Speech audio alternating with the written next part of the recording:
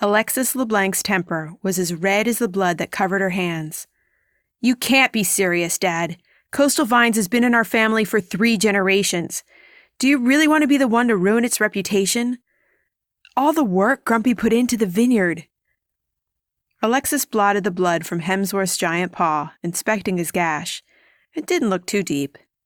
Her giant Burmese mountain dog got up on all fours and shook out his thick coat, hair flying every which way of the tasting room floor. He'd always been a tough dog. Her mother furrowed her brow at Hemi, or possibly her, and handed Alexis a dry towel. "You're being a tad dramatic, Alexis. Your father and I have done a great deal of research and aren't going into this blind. If we want to keep up with our competitors, it's time for a change." "Doesn't tradition mean anything to you?" Alexis rubbed Hemi's fur and gave him a body hug. When he hobbled over and curled up on his dog bed in the corner of the room, she figured he was no worse for wear. It wasn't the first time he'd walked through the thorny raspberry bushes. Alexis stood, tossing the soiled rags in the trash. She paced the tasting room, the wide planked floorboards creaking under her heavy boots as she stomped around in a fury. "If we expand Coastal Vines, we'll need to hire more staff. You've heard the horror stories from the other wineries in the area.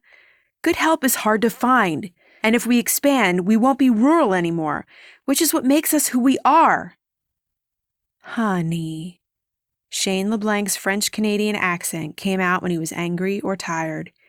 She hoped for the latter, as being on the receiving end of a LeBlanc's temper was not a pretty sight.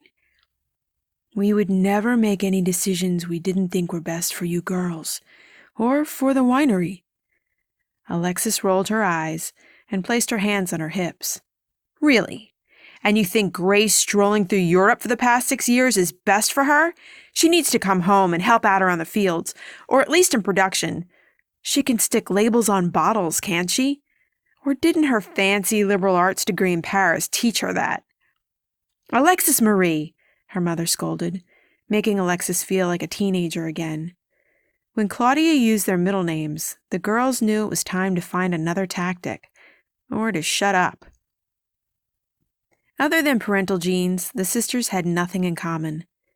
Knowing Grace, she'd put her parents up to the harebrained idea of expanding the winery into a local circus instead of keeping it quaint and welcoming. They didn't need to turn their family-run business into something commercial to earn more money. There would always be something bigger, better, and more advanced out there. It's what drove the weak away. Friends, sisters, potential boyfriends. Only the strong stayed in Crystal Cove and made a life for themselves. The devoted stayed loyal to their roots. Alexis enjoyed meeting the tourists during summer and fall months. They brought in a lot of the family's income, and being just north of Rockland, Maine, summer was the winery's busiest time of year. Most visitors were friendly enough, but every now and then they'd get a group of rowdies looking for a free tasting. It was part of the business, offering free samples and not banking in on the sales. The story of her life. Fine for a temporary thrill, but not good enough for the long haul.